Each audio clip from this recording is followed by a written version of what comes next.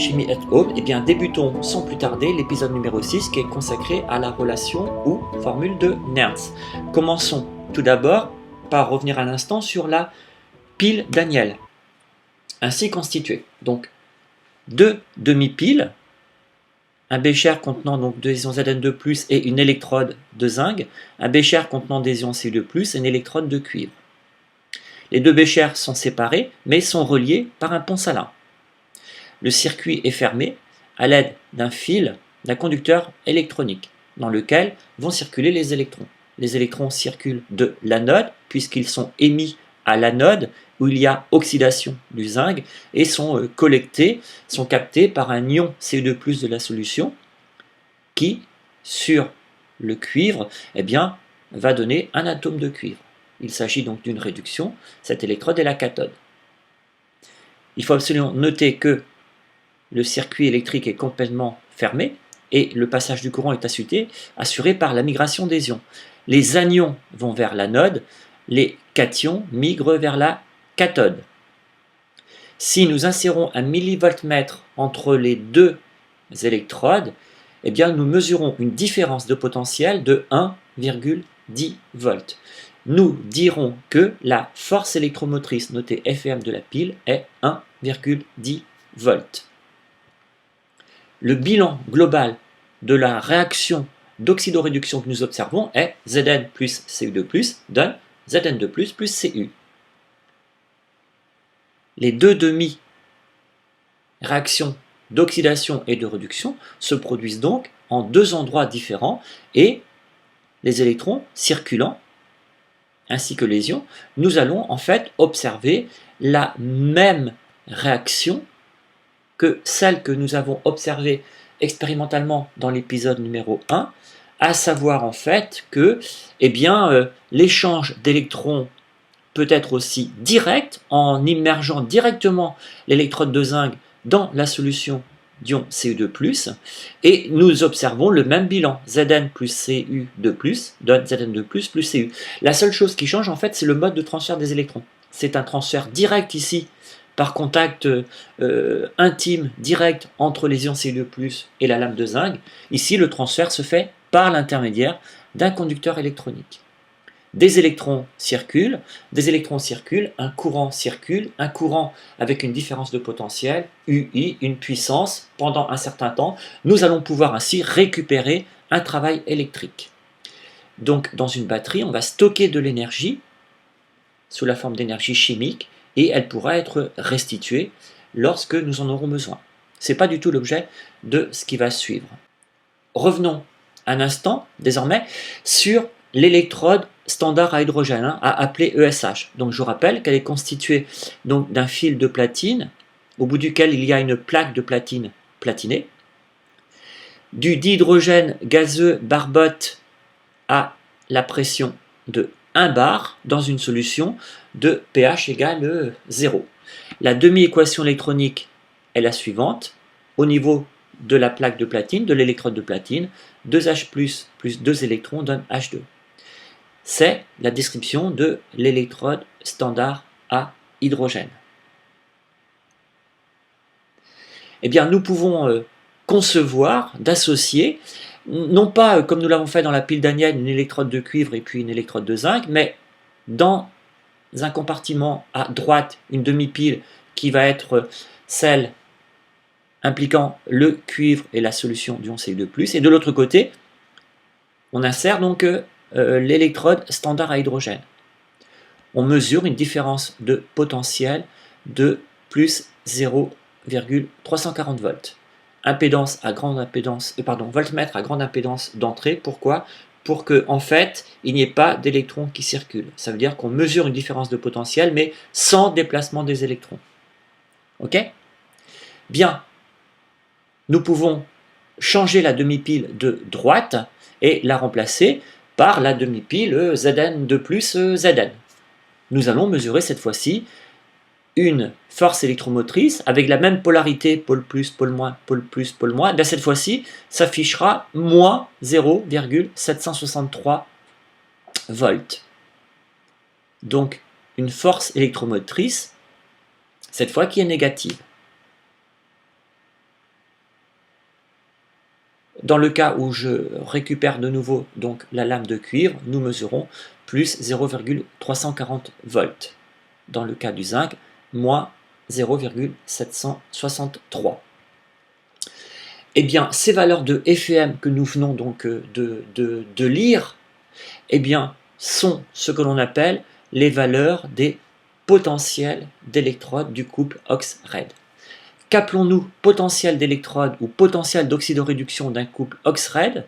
Eh bien, c'est la force électromotrice de la pile constituée à gauche de l'électrode standard à hydrogène et à droite de l'électrode ou du couple OX-RED étudié. Une force électromotrice, c'est une différence de potentiel, s'exprime en volts. Comment exprimer le potentiel d'électrode? Eh bien, ceci est possible grâce à la relation semi-empirique de Nernst. Hermann Walter Nernst, qui a eu donc un prix Nobel de chimie en 1920. Eh bien, je ne vais pas vous relire la définition du potentiel d'électrode, mais ce potentiel d'électrode, il est noté E pour un couple donné, et voici son expression. E égale le potentiel standard qui dépend uniquement de la température du couple OX-RED. C'est une donnée que vous trouverez dans les tables, plus RT sur NF. R, c'est la constante des gaz parfaits. T, la température. N, c'est le nombre d'électrons qui intervient dans la demi-équation électronique du couple OX-RED. F, c'est la constante de Faraday, qui vaut pratiquement 96 500 coulombs mol-1. Et tout ceci, ce facteur, précède un logarithme népérien, dans lequel l'on va trouver au numérateur l'activité de l'oxydant puissance A, que multiplie l'activité d'une espèce A puissance B. En fait, l'activité de tout ce qui est du côté des électrons et de l'oxydant, puissance leur nombre stoichiométrique, divisé par la même chose, l'activité du réducteur puissance C, que multiplie l'activité de B puissance D. Alors, A sera par exemple assez souvent des protons, et puis B sera assez souvent par exemple des molécules d'eau, mais il peut s'agir d'espèces vraiment complètement différentes. Ok? Voilà, donc le potentiel E d'un couple OX-RED est l'expression de ce que nous appelons la formule ou relation de Nernst.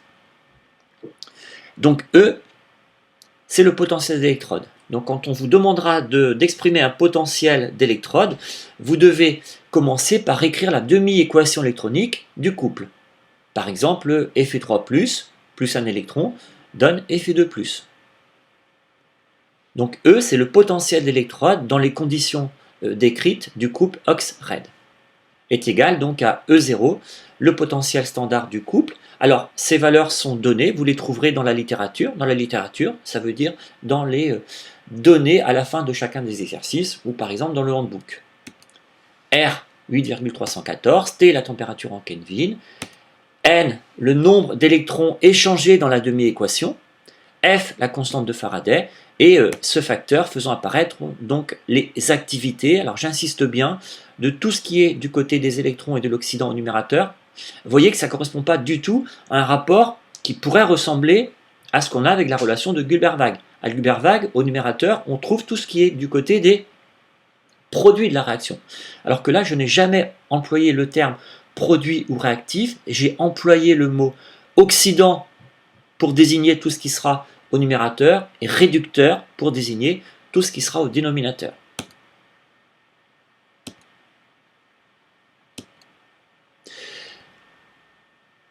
Concrètement, il n'est pas toujours très évident de manipuler le logarithme népérien. Par exemple, si je vous demande le logarithme népérien de 10 puissance 2, la réponse n'est pas immédiate. Si je vous demande le logarithme décimal de 10 puissance 2, elle doit l'être, puisque le logarithme de décimale de 10 puissance 2, c'est la puissance de 10, c'est 2. Donc en fait, ce que nous allons faire, c'est une petite transformation mathématique, de façon à ne plus avoir un logarithme népérien dans l'expression de la relation de Nernst, mais plutôt un logarithme décimal.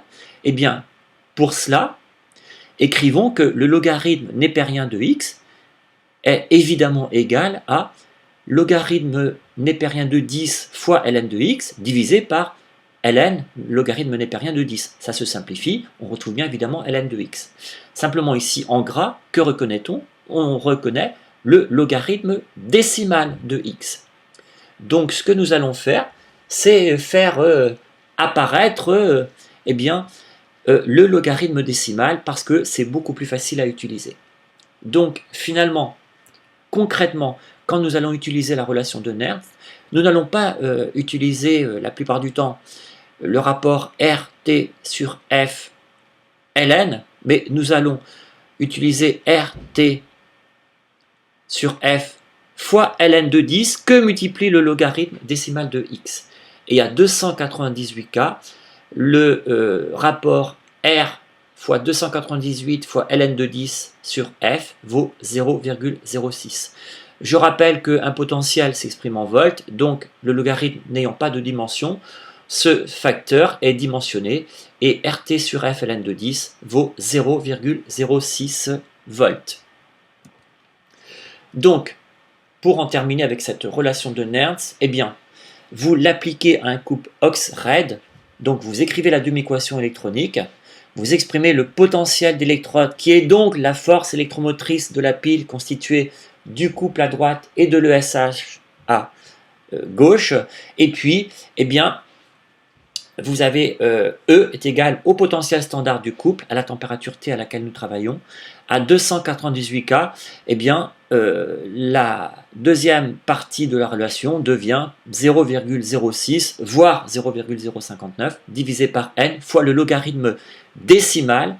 Et dans le logarithme, au numérateur, vous mettez tout ce qui est du côté des oxydants à la bonne puissance, sauf les électrons, et divisé par tout ce qui est du côté des réducteurs, dans les mêmes conditions. Je vous propose de vous entraîner à manipuler la relation de Nernst en l'exprimant pour ces 4 couples. C'est la fin de cet épisode consacré à la relation de Nernst.